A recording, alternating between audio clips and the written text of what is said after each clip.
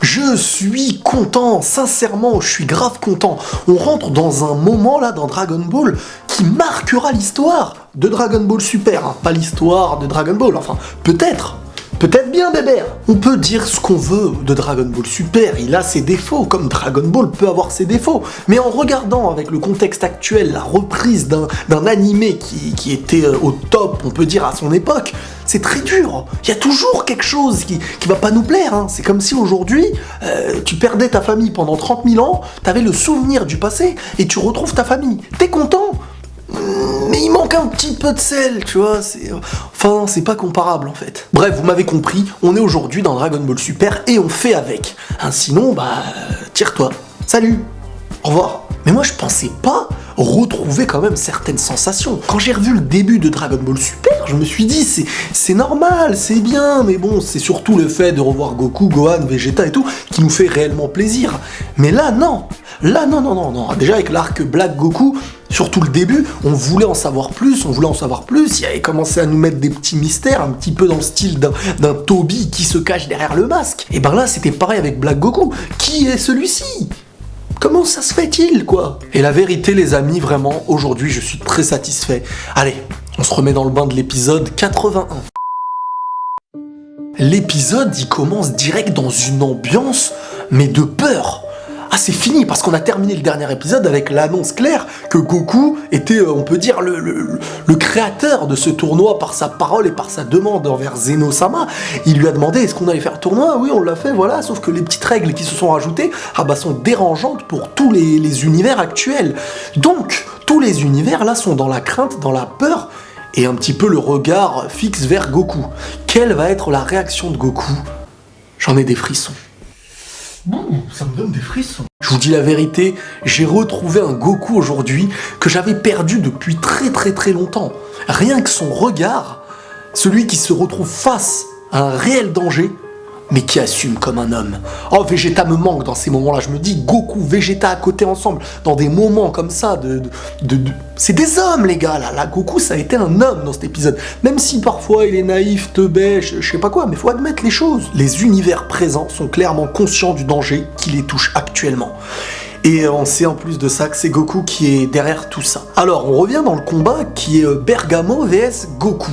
Avant que le combat commence, directement, Bergamo se retourne vers les univers et avec son grand talent d'orateur qui est dit qu'il possède, il s'est mis à dénigrer Goku, le traiter de démon et vraiment la rabaisser devant tous les univers en expliquant que le danger qui les touche tous actuellement, la cause, c'est Goku. Et petit à petit, à l'aide de son talent d'orateur, il a même réussi à mettre dans la tête des univers que Goku, en fin de compte, deviendrait l'ennemi, le précurseur du danger qui les touche actuellement. Mais quand on réfléchit bien, c'est un petit peu un mensonge, parce que Goku n'a fait que proposer un tournoi. Celui-ci, en fin de compte, il est fait pour se battre. Son sang, le sang qui coule dans ses veines, le pousse à se battre, à améliorer son combat. Toujours et encore. Il n'a jamais été dans la demande de Goku, envers Zeno, peu importe qui, de détruire tous les univers si celui-ci gagne, si celui-ci perd. En fin de compte, les règles ont été rajoutées. Et peu importe la demande, quelque part, ça aurait pu être la même chose. Faut pas être stupide, là, les univers, ils ont fait les teubés un petit peu, parce que quand tu réfléchis, n'oubliez pas qu'il a été dit dans le dernier épisode que Zeno avait déjà constaté qu'il y avait trop d'univers et qu'en plus de ça, celui-ci voulait détruire tous les univers les plus faibles en qualité, non pas en puissance, ça faut faire la différence. Donc, Goku, à l'aide de cette opportunité, pourra en sauver un, ce qui est déjà mieux que toutes les morts qui pouvaient être prévues. Bref, notre ami Bergamo, alias le fromage de chèvre. Ouais, ça me fait penser à du fromage de chèvre ce nom, Bergamo. La chèvre à l'état naturel. Il a réussi son projet de faire de Goku le démon. Mais ce qui m'a réellement tué par-dessus tout, vous savez c'est quoi ? C'est que Bergamo a réussi à retourner tout le monde contre Goku. Mais la réaction de Goku, c'était quoi ? Je m'en fiche, ok ? De toute manière, à chaque fois que je suis mis à l'épreuve et repoussé au fin fond de mes limites, je deviens plus fort. Goku s'en tape, mets-lui la planète entière contre lui, qu'il retiendra le détail de se battre et de s'améliorer. Il pensera pas à autre chose. Là, on est clairement dans l'avancée d'un Goku qui aura envie de se faire défoncer par tout le monde dans l'univers, de tous les univers même. Prenant en compte plein de petites informations. Goku est irrespectueux en termes de hiérarchie. Il parle à Zeno comme s'il parlait à son cousin de 6 mois. Il explique clairement qu'il s'en fiche quand il voit que tous les univers se mettent à parler sur lui. Et au contraire, en fin d'épisode, il va se retourner vers eux et... Enfin, on en parlera après. Un détail très important avant ce combat, il faut savoir que Bergamo, après avoir parlé aux univers, s'est dirigé vers les Zénos. Il s'est mis à genoux et leur a demandé si clairement il pouvait y avoir un changement de règles. En gros, si Bergamo gagnait contre Goku, eh ben les règles de détruire les univers en cas de défaite seraient annulées. Et Zeno, comme un bébé, tu peux lui faire gober n'importe quoi. Il était d'accord. Donc mettez-vous l'importance qu'il y aura aux yeux de tous les univers dans ce combat. Surtout des univers les plus faibles qui risquent d'être détruits en cas de défaite. Mais Goku, non, ça l'a pas trop dérangé. Et le grand prêtre, le Daishikan, a même dit à Goku, si tu fais exprès, on détruit ton univers. Et Goku lui répond, mais de manière sereine, de manière paisible, le gars. Et aux Bahamas. T'inquiète même pas, de toute manière, je me donne toujours à fond, j'aime pas perdre. Le gars, il est pas conscient qu'en fin de compte, la règle peut être annulée s'il perd. Je sais pas, réfléchis un petit peu. La règle de détruire des êtres vivants, ceux qu'il défendait par le passé. Goku a changé. Goku a un nouveau visage. Et on l'a constaté petit à petit, mais c'est bien parce que ça nous donne raison. Mais en plus de donner raison à ce qu'on critiquait, ça en donne un peu plus de cohérence avec le temps, je trouve. Goku naïf, Goku teubé, mais non. Goku, en fin de compte, revient envers ce qu'il est, envers son propre sang. Et en fin de compte, aujourd'hui, quand on réfléchit, Goku ne se bat pas réellement pour protéger les univers, la planète, etc. Il se bat parce que son sang le réclame. Il aime la bagarre. Il devient plus fort au fur et à mesure, et son sang lui demande d'être comme ça. Même dans l'épisode, je crois que c'est Beerus qui a dit je comprendrai pas les Saiyajin ou je sais plus quoi. Mais je sais plus si c'était Beerus ou un autre qui avait dit ça. Petit à petit, on dirait clairement que Goku devient un genre de Vegeta, et Vegeta, avec le temps, devient un genre de Gogoku. Gogoku. Bref, le combat commence entre Bergamo et Goku. Bon, alors le combat, je vais le raconter un petit peu à la va-vite parce que c'est pas ce qui est le plus important pour l'instant. La particularité de Bergamo, c'est qu'à chaque fois qu'il reçoit un coup de son adversaire, celui-ci se met face à lui, vas-y, tape, il reçoit des coups et il augmente, sa taille évolue, sa puissance se multiplie en fonction de l'énergie de l'adversaire qui le tape. C'est-à-dire, je suis Bergamo, tu me mets une claque, et j'aurai le double ou peut-être le triple de la puissance de cette claque en grandissant et en te tapant. Mais Goku, il a été malin dans le combat, il l'a tapé en se transformant jusqu'à ce que celui-ci devienne immense. Il a perdu de la vitesse, Goku continue à multiplier son énergie jusqu'à la fin du combat. C'est-à-dire que là, il faut savoir un détail qui est important même dans la réflexion du combat et de ce qu'il y a même autour du combat, les univers qui regardent. Goku décide de se transformer au maximum de tout ce qu'il peut savoir faire. Kaioken, tout ça, alors qu'il n'était réellement pas dans l'obligation de le faire dans ce combat. Et je pense sincèrement qu'il a fait tout ça pour montrer à tous ceux qui l'entourent, et on va le voir à la fin de l'épisode avec ce qu'il a dit, ce qui donne raison un petit peu à cette pensée, qu'il est supérieur et qu'il n'a même pas peur des autres. Indirectement, il a montré toute sa puissance qui a impressionné Zeno et les autres univers. Surtout que son énergie se rapprochait d'un être au-delà même des mortels, ce qui a pu choquer beaucoup de Hakaishin, machin chouette. Donc après la victoire de Goku face à Bergamo, Goku lui explique c'est dommage, j'ai même pas pu voir ton énergie, j'ai même pas pu voir ton potentiel, étant donné que tu ne faisais limite que grandir et contrer mon énergie. Mais c'est pas grave, étant donné que l'univers ne sera pas détruit, on se rencontrera encore une nouvelle fois lors du réel tournoi. Et Bergamo, mais il comprend pas, il se dit mais je suis face à quel démon là? C'est quoi ce mec méchant? Et c'est ce qu'il lui a dit. Il lui a dit tu es un méchant, mais pas méchant, t'es méchant. Et là Bergamo et les siens m'ont fait un petit peu de la peine. Parce que les autres tenaient Bergamo qui pétait un plomb, ses deux frères, et Bergamo explique à Goku, mais tu te rends pas compte limite de ce que tu es en train de faire. T'es insouciant, des univers entiers risquent d'être détruits. C'est pas tes amis, c'est pas un pays, c'est pas une planète, c'est un univers. Et non, c'est pas un univers même, c'est des univers. Goku ne se rend pas compte. Et c'est là que Bergamo fait clairement même un souhait que l'univers de Goku, l'univers 7, soit en fin de compte le premier à être détruit. Et en fin de compte, quand on réfléchit, c'est vrai que ça devient chaud parce que je me demande qu'est-ce qui va réellement se passer. Est-ce que les univers vont vraiment être détruits? Parce que ça deviendrait très glauque de détruire un univers rempli d'habitants. Et là, il y a quelque chose qui se passe. Goku a changé de regard. En souhaitant la défaite de l'univers de Goku, on dirait que celui-ci a été touché dans son ego. Indirectement dans sa tête, on dirait qu'il s'est dit Ok, donc tu veux qu'on perde le combat, qu'on ne soit pas les meilleurs, parce que Goku ne pense qu'au combat, on dirait. Son regard, là, je vous dis la vérité, je l'ai pas revu depuis des années. En tout cas, avec la sensation qu'il y avait derrière tout ça, c'était énorme. Mais c'est pas terminé. Goku s'est retourné vers les univers, seul, face à tous. Il leur a dit, écoutez-moi bien, je compte sur vous pour me ramener n'importe quel combattant de votre univers que j'y ferai face et que je le battrai. Là, Goku, il a complètement pété un plomb, il a provoqué tous les univers qui étaient là. Sauf qu'il ne se rendait pas compte d'un détail super important qui allait être mis et annoncé juste après, c'est les règles du tournoi. Et le grand prêtre alias Daishikan-sama a annoncé les règles du futur tournoi.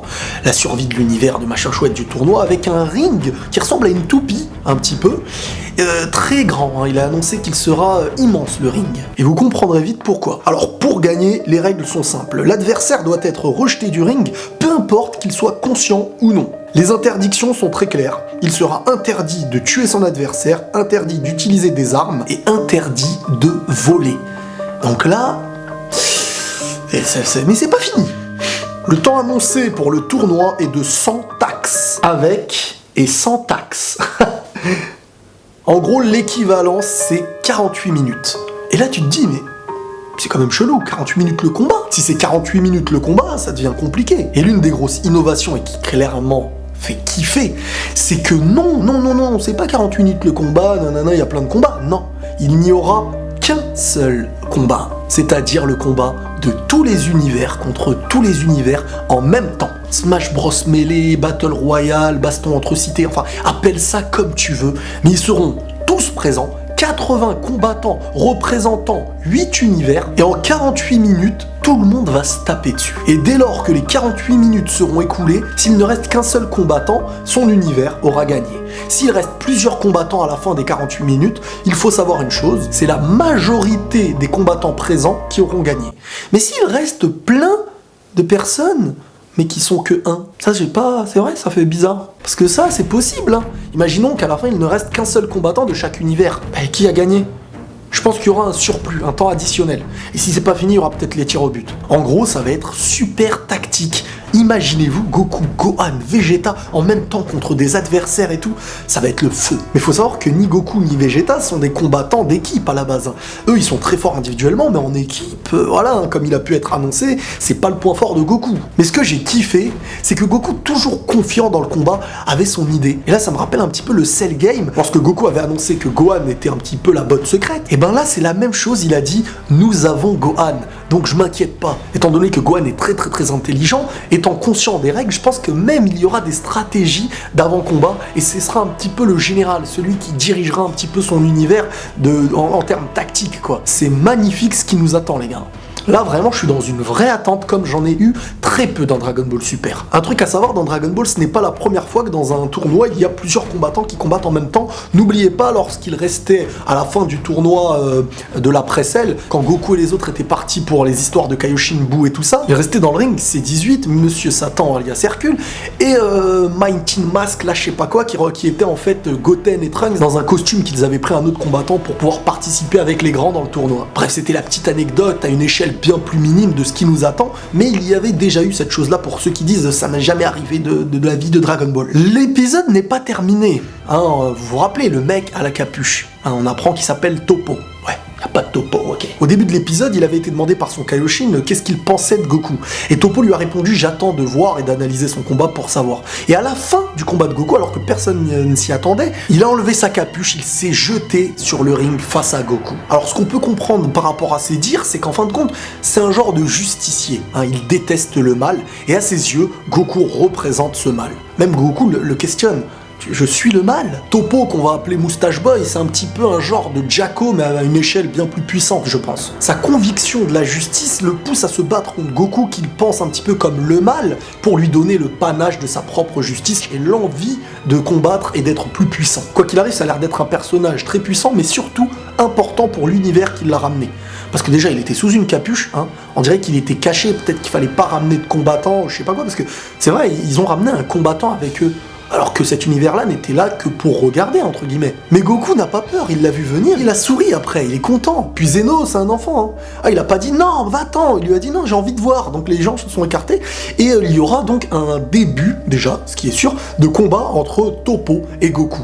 Je pense que Toppo ne sera pas au maximum de sa force, je pense qu'il a une transformation, étant donné que dans le générique, on voit quelqu'un qui a la même tenue, qui lui ressemble beaucoup. Peut-être que c'est un autre personnage de son univers, mais je pense vraiment qu'il a une transformation, ce Toppo là. Mais je pense surtout que ce combat n'ira pas jusqu'au bout et qu'il y aura une promesse de Toppo de vaincre Goku, un truc comme ça. Du style, ok, j'ai vu ce que tu valais, rendez-vous dans le ring, tu vas voir ce qu'on va te foutre. Un truc comme ça, quoi. D'un côté, il y a celui qui souhaite représenter la justice et de l'autre, Goku. Celui qu'on appelait, on peut dire entre guillemets il y a quelques années, le justicier. Comme quoi deux justices qui pensent défendre la bonne cause peuvent se battre face à face en pensant que chacune de l'autre est mauvaise. Les amis, j'espère que cet épisode vous aura plu, j'espère que cette review aussi vous aura plu. Prenez tous soin de vous, n'hésitez pas à lâcher vos commentaires par milliers, de liker, de t'abonner, de réabonner. Prenez tous soin de vous, je vous kiffe, merci pour tout et la paix sur vous.